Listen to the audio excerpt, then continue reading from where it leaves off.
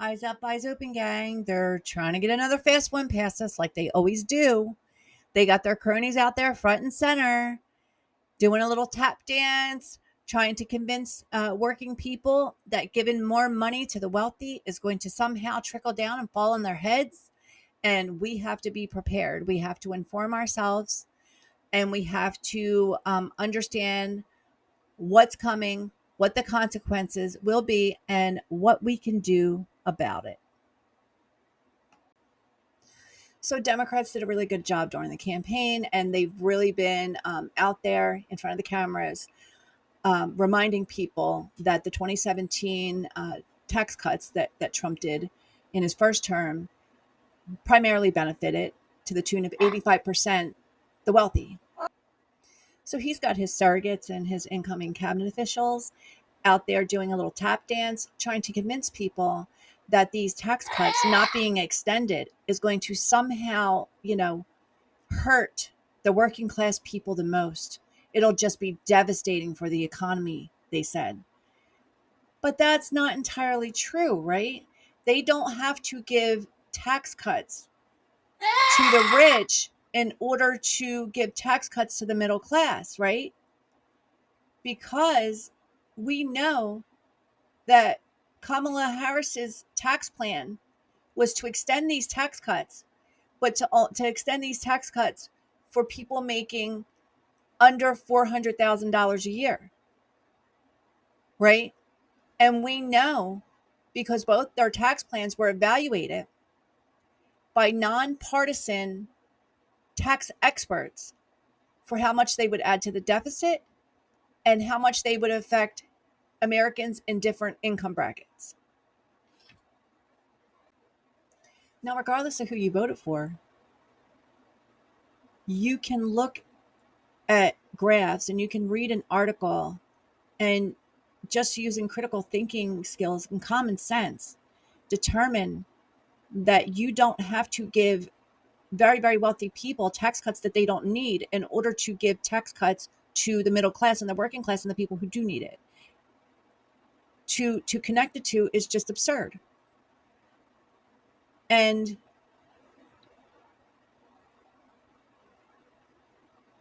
keep in mind that the wealthy, after receiving these tax cuts that they didn't need, doubled and tripled their net worth during C-19, because Democrats and Republicans passed bills that gave PPP loans and disaster loans not only to small businesses who needed them to survive, but also to huge corporations, some of which were still open and functioning, like grocery stores, right? It, it's ridiculous that they were allowed to participate in the PPP and disaster loan programs. Those programs primarily, again, benefited the wealthy and the corporations. And that's why they were able to double and triple their net worth during C-19, right? Because, like, just on the face of it, you're like, wait a minute, everything was locked down. How could they double and triple their wealth? And it was taxpayer money. It was corporate puppets who knew that they had to do something for working people for once, because they couldn't just have people starve and have people thrown out on the street because they couldn't pay the rent. So they knew they had to do something for working people, but their corporate overlords said, hey, while you're doing that, slip something in it for us, right? To keep us whole, to make sure that we don't lose a penny of what we would have otherwise made had this not happened. And they were given, way more money than they would have ever made during, a normal business year. That's why, they actually made profit. It was ridiculous. It was completely ridiculous. It's no wonder that the debt went up $8 trillion under Donald Trump's first term, when you consider that $4 trillion was in these tax cuts mainly for the wealthy, and then they used C-19 to transfer even more taxpayer money to the wealthy through these programs. So, MAGA, I'll give you an easy one. If Donald Trump loves the working class and the middle class so much, and he really wants to help the middle class, right? All he has to do is say no. You know why? I took a look at this. The wealthy and the corporations are doing fine. They do not need a tax cut. Trickle down economics doesn't work. We all know that it doesn't work.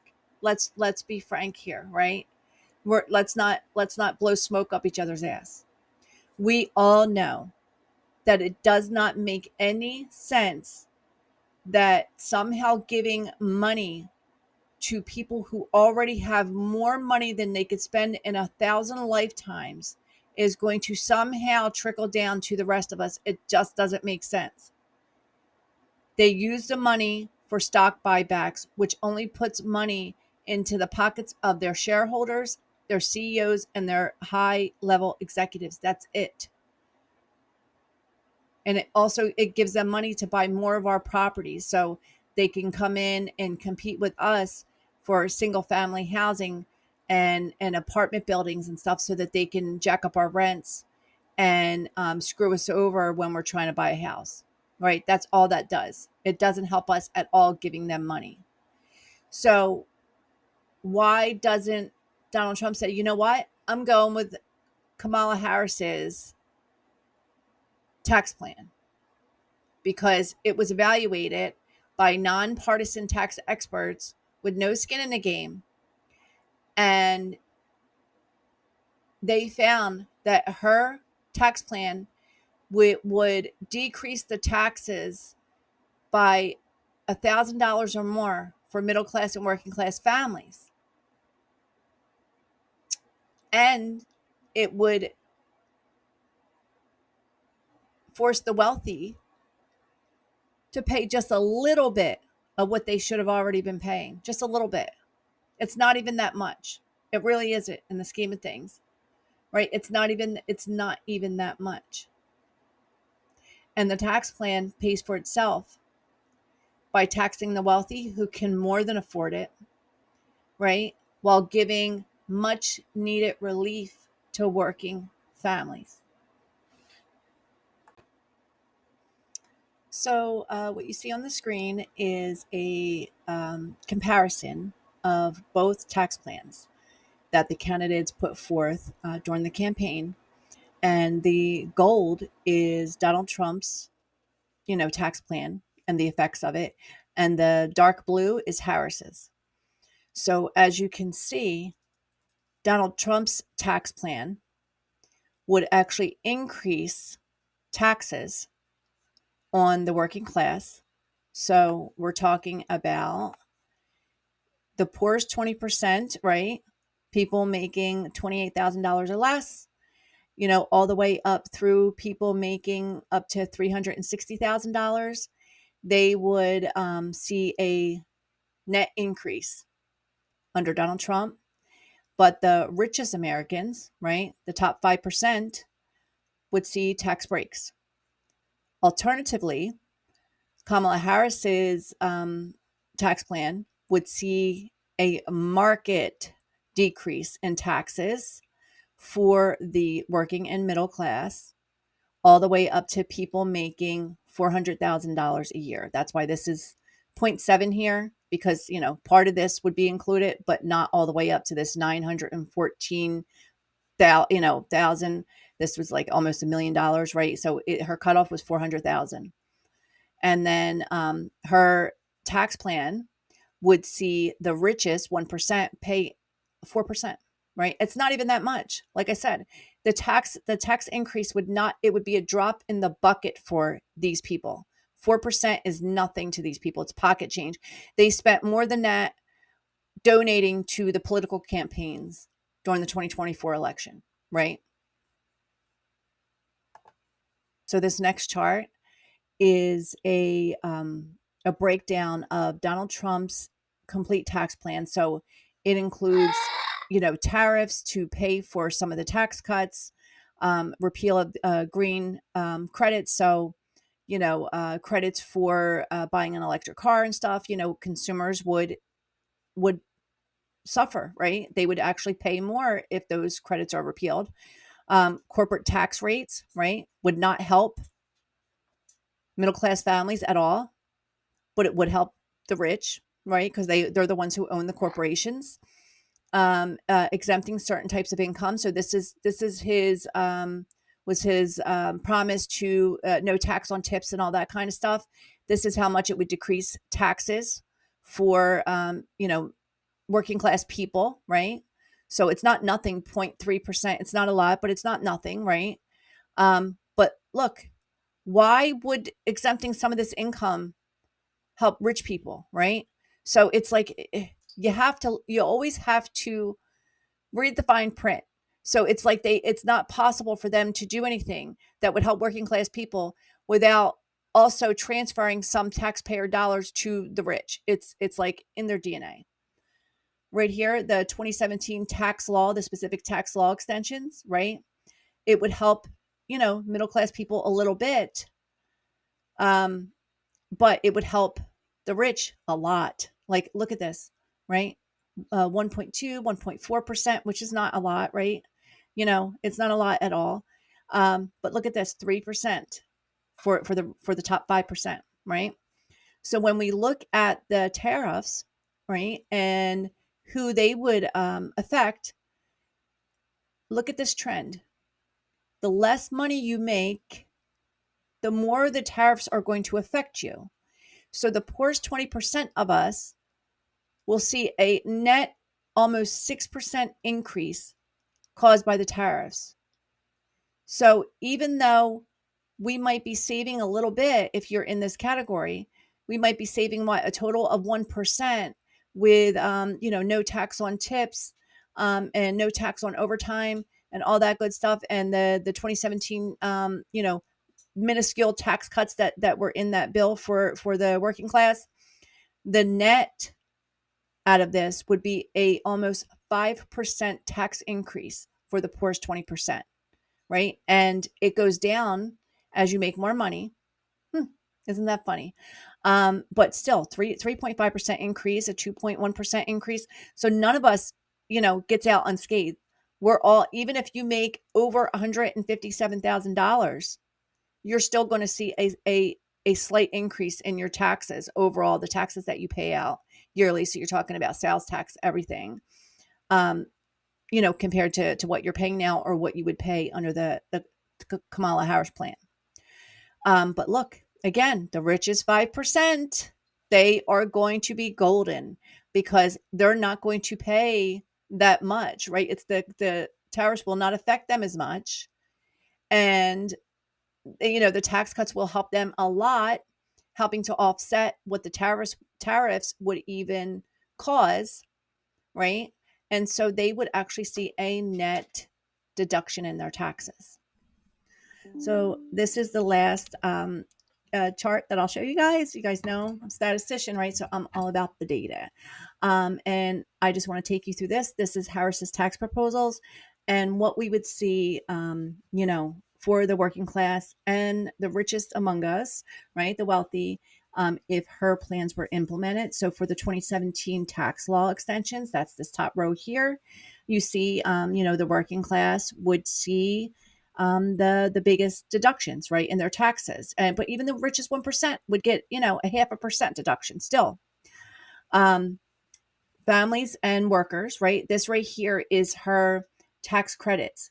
So these would be the extended child tax credit of $3,700 a child, $6,000 for newborns, children born this year, in the tax year, $25,000 tax credit for first time home buyers. I think right now it's 15,000. And so she wanted to extend it to 25,000. All the tax credits that she wanted to do, that's what the families and workers thing is, right? And this also includes like the no tax on tips and stuff like that she was talking about. It also the healthcare credits, the child care credits, right, to help people pay for child care. That's all in this, right? And so the poorest among us would see a 6.5% deduction in their taxes. And as you go up, you can see like, people making, working class, what the average working class person makes, which is between 28,000 and 55,000. And this would be your net. So this wouldn't be your gross. This would be your net. So what your adjusted gross income is after like all the standard deductions and everything. So you would see a 2.8% deduction, right, from the families and workers on top of the deduction that you would get from the 2017 tax law. Medicare taxes. So she wanted to increase Medicare taxes for the top 5%. So for the top 5%, that would go up a little bit. But look, I mean, it's 0.2% and 1.1%. That's nothing, right, for them. Capital gains and dividends. Remember that whole thing where Fox News was pushing this lie that if you sold your house, you'd have the capital gains tax. Yeah, that wasn't true. You can see zeros all the way across the board. The only people that would affect is people making like $1 million or more would pay 2.4% on average capital gains tax. Corporate taxes, right here, the increase in corporate taxes, right? Even for working people because of inflation and stuff, like, prices would go up a tad bit for a very short period of time, would be 0.2%. So, it would not even register really with us, but it would go up a little bit because of the increase in corporate taxes. But the total net change you can see, right, is a minus for all the working class people making up to 400,000, right? So a net deduction, right? So we would save people, the poorest among us would save 7% in taxes a year. The next 20% would be like around 4%, 3%, 2%. And this, is very helpful to us, right? This is a couple $1,000s a year that we would save in taxes, where under Trump's plan, our taxes are going to go up overall, right? Which means our incomes are going to go down because we're going to be paying more in taxes. We're going to be paying more in sales taxes. We're going to be paying more in income taxes under Trump's plan because of the tariffs and him wanting us to pay for tax cuts for the rich. We're going to pay because some of us are going to lose our health care. So we're going to have to pay out of pocket for health care. We're going to pay more and our income is going to be lowered because now we're going to have to pay for our parents to go to the doctor and to help them out with their rent because their Social Security and their Medicare is going to be cut. So they're not going to be able to afford their medications. So working people, right, are going to have to help their parents out. Like, you have to consider all the consequences to some of these actions, right? You think it's not going to affect you because you're not on Social Security and you're not on Medicare. But I guarantee you that your parents are, or somebody else that you care about, or you might have a sibling or a child that's on SSI or SSD, right, and is on Medicare. Or you might have a child who's older than 26 and they work 2 or 3 gig type jobs. So they're not eligible for health insurance from their job. So they get Obamacare or ACA insurance through the state, through the Medicaid program. And make no mistake, they are going to try and repeal the Affordable Care Act / Obamacare. And so you're going to pay more because now your kids are not going to have health insurance. So either you're going to have to try to help them pay for health coverage, or you're going to have to help them pay out of pocket, or at least they're going to pay out of pocket when they're sick and they need to go to the doctors, or God forbid, they can't afford to go to the doctors now, so they don't.